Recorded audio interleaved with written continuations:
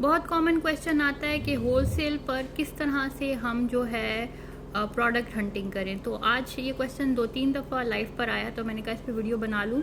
Basically जब आप Amazon wholesale model पे जाते हैं तो होलसेल मॉडल का मतलब है बेसिकली आप दूसरे का ब्रांड सेल करें, यानी कि आप किसी का ब्रांड सेल कर रहे हैं तो ऑफ कोर्स आप उसकी ऑथराइजेशन, उसकी परमिशन के बगैर सेल नहीं कर सकते। तो ब्रांडेड प्रोडक्ट्स के लिए आप हंटिंग नहीं करते, बल्कि ये डिपेंडेंट होती है अप्रूवल्स के ऊपर। मिसाल के तौर पर आप एक हीलियम 10, जंगल स्काउट की पर कोई भी टूल इस्तेमाल करके बहुत ही ज़बरदस्त किस्म का प्रोडक्ट फाइंड कर लेते हैं जिसकी सेल्स बहुत ज़्यादा है, और अगर आप ब्रांड आपको उसका अप्रूवल ही नहीं दे रहा तो उसका कोई फ़ायदा ही नहीं है, राइट।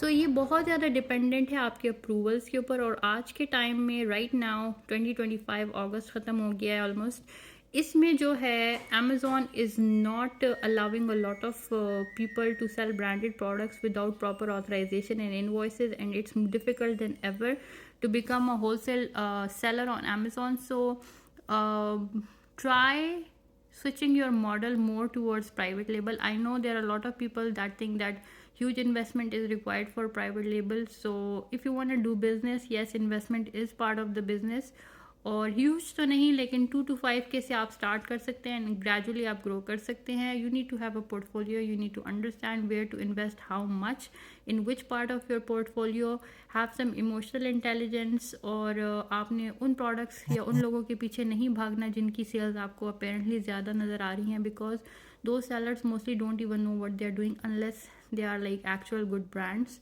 तो प्लीज़ ये जो स्टैट्स होते हैं इनको लर्न करें, इनको सिर्फ देख के जो है इंस्पायर ना हो। There is a lot that is behind that those stats, and you need to understand what's happening behind those stats, only then you will have an edge and create a difference in your business. I hope this helps.